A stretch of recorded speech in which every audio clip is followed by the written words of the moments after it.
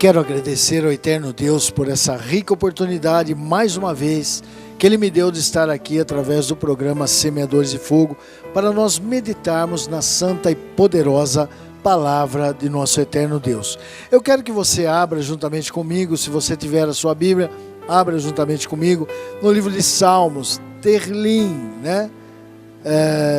Salmos, porque Terril é salmo, e Terlim, salmos, é plural. No Salmo de número 34, Salmo não tem capítulo, porque são 150 cânticos, então são individuais. Então, Salmo não é capítulo, Salmo, capítulo não tem. Então, o Salmo de número 34, eu quero ler somente o versículo de número 19, Terlim, seu nome hebraico, né? Salmos, capítulo, ou melhor dizendo, não tem capítulo, né? Salmo 34, versículo de número 19, que diz da seguinte maneira: o justo sofre muitos males, mas Adonai o resgata de todos eles. Amém. O salmista, logicamente, ao escrever esse salmo, que o salmista Davi, ao escrever esse salmo, que é um cântico, né? Não temos, né, a melodia, né? Não sabemos a melodia, se perdeu com o tempo, só temos a sua letra, né? Mas nós vemos que ele fala uma coisa muito clara, que o justo sofre muitos males, mas Adonai o resgata de todos eles.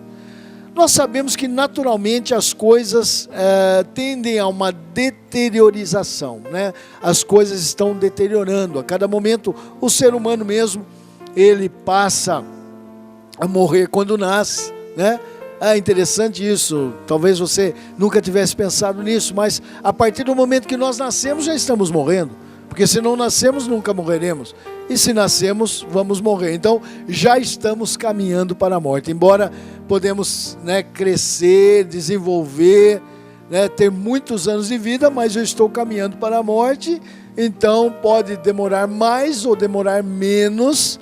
Todos aqueles, né, que até hoje vivem aqui, estão na tendência de estar passando para a eternidade, estar morrendo. Então, o justo sofre muitos males, mas o Senhor resgata de todos eles, e nós sabemos que as coisas sempre são tendenciosas à sua destruição. É mais fácil destruirmos do que construirmos, né? Então, tudo aquilo que nós achamos, é mais fácil nós desobedecermos alguma coisa do que nós obedecermos a algo. Então, todos aqueles que querem fazer o que é certo, vocês podem observar. Jesus veio aqui, né? O próprio Jesus é o grande exemplo de que alguém que fazia somente o que era bom, somente o que era reto, somente o que era justo, foi perseguido pelos sacerdotes da época, foi perseguido pelas autoridades da época, chegou até mesmo a ser condenado, né? Roma, ela estava ali dominando Israel nos tempos de Cristo, e ela foi aquela que executou a morte sobre Jesus Cristo, né? Sobre aquele julgamento malfadado, em que o próprio chefe, líder ali, ele lava as suas mãos, né?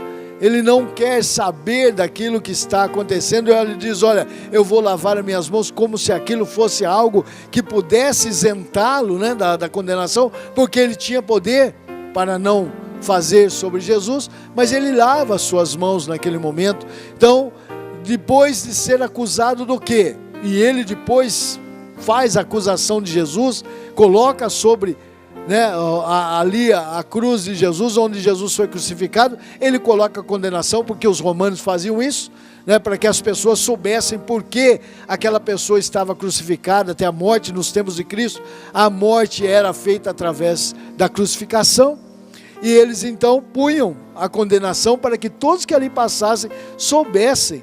E ele então foi bem claro nisso, ele colocou a condenação de Jesus, ele coloca ela, né, no próprio latim, que era a língua falada pelos italianos na época, então ele coloca em latim, ele coloca no grego, porque era uma era uma região onde a Grécia havia dominado e muitos ali sabiam do grego. E coloca também em hebraico, ele põe nas 3 línguas a condenação para que todos aqueles que passassem. E Jesus foi crucificado, né, e morto ali, próximo às portas de Jerusalém, do lado de fora de Jerusalém, próximo às portas, no local onde era muito de passagem de muitas pessoas que passavam, que entravam, né, por aquela porta, e eles então passavam por ali, muitos passavam por ali, e quando passavam, viam a condenação. E qual foi a condenação de Cristo? Por ser rei dos judeus, né? Jesus Nazareno, rei dos judeus, né? E foi essa a condenação, e os próprios sacerdotes da época correram lá, queriam que ele tirasse, né? Que Pilatos, que era ali o governador daquele local, tirasse a condenação, falava, mas não pode ser condenado por ser rei dos judeus. Ele falou, o que eu escrevi, não volto atrás. Ele não ia tirar aquela condenação, porque foi isso que ele viu, ele foi condenado por ser rei dos judeus, porque durante a sua vida, Jesus fez o bem, né, a todas as pessoas, principalmente no seu ministério, né? Quando inicia o seu ministério. Antes do seu ministério, não vemos nenhuma condenação. Jesus não era nenhum bandoleiro, Jesus não era nenhum daqueles que eram revoltados com a sociedade, não se demonstra dessa forma, né? Pelo contrário, se demonstra ele ensinando os sábios, né, no templo, quando ele teve já de 12 para 13 anos ali. Ele então estava ensinando, ele já podia agora fazer a leitura pública da palavra de Deus, né, da Torá, e ele estava ali ensinando os homens que deviam ensinar, e todos atônitos, abismados pela sabedoria de Cristo com aquela idade, né? Ele foi achado dessa maneira. Então ele não era ninguém revoltado, ele não era, né, nenhum terrorista de maneira nenhuma. Ele veio fazendo bem. O seu ministério começa por mais ou menos 3 anos aí. Jesus tinha o seu ministério, e o que ele fez? Somente o bem. Ele levava a palavra de Deus, ele levava a cura para as pessoas, ele levava, né, a matança da fome, trazendo pão, peixe para as pessoas, multiplicando pães e peixes, trazia a ressurreição de pessoas que morreram. Então qual era a acusação? Em vez das pessoas não querer a morte de uma pessoa dessa maneira, não, eles queriam a morte dele. Por isso o salmista diz, e por isso Davi escreve, né? O justo sofre muitos males, mas tem uma coisa, o Senhor, Adonai, né, o resgata de todos eles. Pode até sofrer, mas o Senhor vai resgatar, né? Logicamente que a vida de Jesus, o plano do Senhor para ele tinha que ser daquela maneira, mas nós vemos muitas pessoas que às vezes querem fazer o bem e não são bem compreendidos. A sociedade muitas vezes vai mais ao lado daquelas pessoas que fazem o mal, daquelas pessoas que querem o mal dos outros, do que daquelas pessoas que fazem o bem. Muitas vezes não são lembrados, né? Muitas vezes não são vistos. As pessoas mais justas não são reconhecidas muitas vezes pela sociedade, pela mídia, mas aquelas pessoas que são voltadas para o erro, voltadas para a desobediência, né? Não querem estar servindo ao que Deus tem determinado para as nossas vidas. Essas pessoas aí, então, elas são condecoradas. E aqueles que procuram fazer o bem, aqueles que procuram chegar, né, fazer o melhor possível, ele não é reconhecido. Pelo contrário, ele vai sofrer muitas aflições, porque o mundo, né, a Bíblia nos diz, o mundo jaz no maligno, né?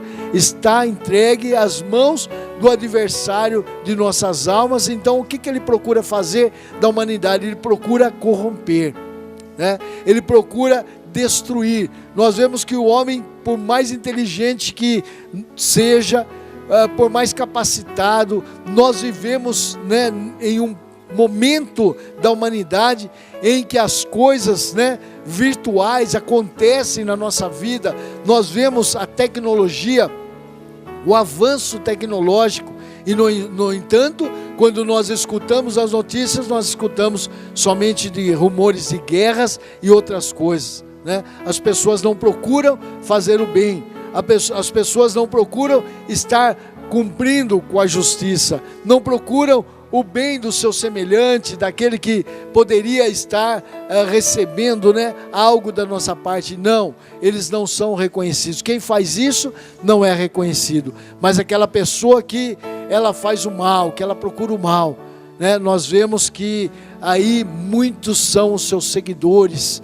A mídia, né, ela se interessa por qualquer palavra que seja falado por essas pessoas, mas quando estamos ouvindo alguém que faz o bem, ninguém dá atenção para ela, ninguém está ali nem interessado em saber o que ela está falando, né? Quando vemos alguém falando das coisas de Deus, não há tanto interesse nas pessoas para ouvir, né? Os seus ouvidos, a Bíblia diz que estão agravados para ouvir a voz de Deus, né? Embora o Senhor não esteja com o ouvido agravado para ouvir o nosso clamor, as pessoas não querem ouvir, não querem saber.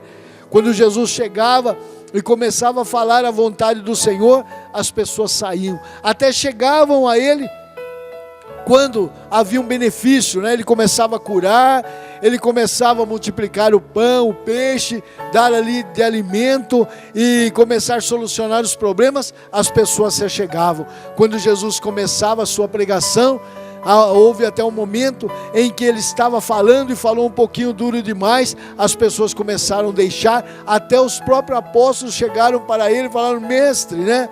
As pessoas estão indo embora, o Senhor tem sido muito duro com elas. Ele vira para eles e diz: ó, vocês querem ir também? E aí Pedro se levanta e diz: não, Senhor, porque só em Ti há palavras de vida eterna. Ainda que seja duro, por quê? As palavras do Senhor muitas vezes são contrárias à nossa natureza, né? Aquilo que nós pretendemos fazer, aquilo que nós gostamos de fazer, aquilo que nós queremos fazer, muitas vezes vai de encontro à palavra de Deus, vai contrariamente à palavra de Deus, né? E aquilo nos fere. Quando a palavra de Deus vem dizendo o que nós podemos e o que nós não podemos fazer, o que nós devemos e o que nós não devemos fazer, aí nos fere, porque justamente nós sempre fazemos o que não pode e queremos deixar de fazer o que era para ser feito. Essa é a natureza humana. Então, quando o justo ele está, né, querendo fazer a sua justiça, ele vai sofrer muitos males, mas saiba, o Senhor está sempre pronto ao livramento, o Senhor está sempre pronto para livrar o justo. Então nós não podemos arredar o pé, ainda, né, que o mundo ande contrário ao que a palavra de Deus fale, nós não podemos arredar o pé. Nós temos que fazer aquilo que é justo, nós temos que fazer aquilo que é certo, nós temos que procurar saber a vontade de Deus para a humanidade, a vontade de Deus para a minha vida em particular, para a nossa vida em particular, e fazê-la da forma que o Senhor deseja, ainda que ande em contrariedade com esse mundo, ainda que ande em desacordo com o que as pessoas gostam de fazer, com o que as pessoas estão fazendo, né? Quanto mais fácil de fazer, pode ver que é aquilo que geralmente o Senhor não tem aprovado, né? E quando nós então vamos fazer aquilo que é certo, nós não somos reconhecidos. Quando procuramos fazer aquilo que agrada ao Senhor, as pessoas não reconhecem, ninguém reconhece, né? Quando nós tentamos fazer a justiça, as pessoas ficam, né, contrários à nossa vontade. Mas tem uma coisa: o Senhor resgata a todos. Por quê? Porque no Senhor somente há justiça e retidão, né? A injustiça não faz parte da essência do nosso eterno Deus, não faz parte daquilo que Jesus veio fazer. As pessoas estavam ali crucificando, Jesus estava sendo crucificado, as pessoas balançavam a cabeça, não concordando com aquilo, né? E até mesmo vendo a sentença, e este é Jesus Nazareno, rei dos judeus, essa condenação de Cristo, e maneavam a cabeça. Outros até diziam: olha, esse daí não era aquele que falava, né? Queria destruir o templo em 3 dias e reconstruí-lo, mas Jesus não falava do templo de Jerusalém, ele falava do seu templo, né? Porque depois, em Atos dos Apóstolos, nós vemos que a Bíblia diz que o nosso corpo é o templo do Espírito Santo, é onde habita o Espírito Santo. E as pessoas não entenderam e diziam: olha, desça da cruz, né? Salve a ti, salve aos outros. Até o próprio, né, que estava ao seu lado, um deles que estava ao lado de Jesus, falou: olha, desce da cruz, você não é aquele que fazia tantas coisas, né, que operava milagres, maravilhas, desça da cruz, salva você, mas não esqueça de nós, salva nós também, né? Eles achavam que o melhor para Jesus ali seria descer daquela cruz, mas Jesus veio fazer justiça em nosso lugar. Por isso que as pessoas não aceitaram, né? Mas o Senhor estava com ele, ainda que teve que deixar ele sofrer tudo aquilo, o Senhor estava com ele. O Senhor estava naquele ato, porque havia necessidade do justo morrer pelos injustos, daquele que não teve pecado, que ninguém o convence de pecado, como ele próprio diz: quem me convence de pecado? Morrer pelos pecadores, aquele que parecia que não valia nada, mas ele valia tudo para mim e para você. O justo veio no lugar dos injustos. O justo sofreu o dano, o prejuízo, para livrar os injustos, livrar aqueles que tinham injustiça, mas que um dia podem reconhecer o seu estado, a sua necessidade, e aderir, estar aos pés de Cristo, reconhecendo o que Jesus fez por nós, reconhecendo que nós somos pecadores e que somos grandes pecadores e que precisamos de um grande Salvador, né? Que é Jesus Cristo, reconhecendo Jesus que é a nossa propiciação para que nós possamos ter a salvação. Para que haja salvação em nossas vidas, nós precisamos de Cristo agindo em nós. Nós precisamos de Cristo fazer o que Ele fez para que nós pudéssemos. Então, o justo pelos injustos, aquele que não devia por aqueles que deviam, que somos nós. Jesus veio fazer isso, né? Mas o Senhor não desamparou, porque depois, quando Ele aparece aos seus discípulos, após Ele ter morrido e ressuscitado, Ele diz: olha, todo poder foi me dado no céu e na terra, né? Então, naquele momento, diante da cruz, alguém poderia olhar para Ele, alguém que passou ali e falou: ó, não tem valor nenhum, esse ato que Ele está fazendo não tem valor nenhum, tudo que Ele tem feito não há valor para as pessoas. Mas depois Ele vem dizendo: olha, todo o poder foi me dado no céu e na terra. Quer dizer, o justo sofreu muitos males por nós, mas o Senhor resgatou de todos eles, porque agora Jesus aparece triunfante, aparece para os seus discípulos e diz: olha, eis que estarei convosco, ide por todo mundo, pregai o evangelho a toda criatura, quem crê e for batizado será salvo, né? E eu estarei com vocês todos os dias de suas vidas, até a consumação dos séculos, até que chega o momento em que vai tudo ter que passar por um julgamento. Mas foi Jesus quem disse assim, né? Primeiro parecia que morreu, naquela morte horrível, né? Que Ele perdeu. Não, mas Ele ganhou. Por quê? Ele sofreu os males por nós, o justo pelos injustos, mas o Senhor resgatou e depois Ele dá todo o poder, e agora Ele é o nosso Salvador, morreu por nós para ser o nosso Salvador, e aquele que se achega a Ele, aquele que vem até Jesus, recebe a sua salvação.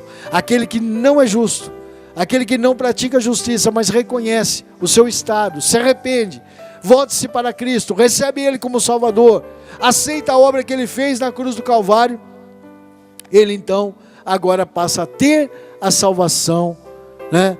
Passa agora a ser justificado, tem a justificação por parte da obra que Cristo fez para a nossa vida. Quer dizer, o que quer dizer justificação? É tornar justo o injusto, é dizer que aquilo que foi injusto agora não tem mais validade nenhuma, e ser justificado por Cristo, pela obra de Cristo. E basta você morrer, você tem que subir na cruz, você tem que sofrer o que Jesus fez? Não, basta você reconhecê-lo como seu Salvador, aceitar, arrepender-se dos seus pecados, saber que você é um grande necessitado, para reconhecer e receber Jesus como Salvador de sua vida, e assim você vai ver que a salvação chegará para você.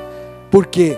porque o justo sofreu muitos males, mas o Senhor os resgatou de todos eles, dando agora liberdade para que o injusto, para que o pecador, reconhecendo o seu erro, se arrependendo do seu erro, chegando aos pés de Cristo, reconhecendo Jesus como Salvador, possa um dia, receber, então, recebendo a justificação por isso, ele possa um dia estar na presença do Senhor. O justo pelos injustos, o pecador, o não pecador pelos pecadores, Jesus sofreu por nós, morreu por nós, foi o justo que nos veio agora dar a justificação pelo seu sangue derramado na cruz do Calvário. Por isso, não perca essa oportunidade, reconheça, aceite Jesus como seu Salvador e você vai ter uma nova vida, uma nova esperança e vai um dia poder estar com Cristo na glória. Não perca essa oportunidade, hoje mesmo entregue a sua vida para Cristo. Não deixe de terminar esse programa, entregue a sua vida, ore. No final, na nossa oração, nós vamos orar por você. Entregue a sua vida para Cristo, volte para Jesus, retorne para Jesus, porque Ele espera o seu retorno. Que o Senhor nos abençoe, que o Espírito Santo fale melhor ao seu coração, e eu agradeço essa grande oportunidade, essa rica oportunidade, em nome de Jesus.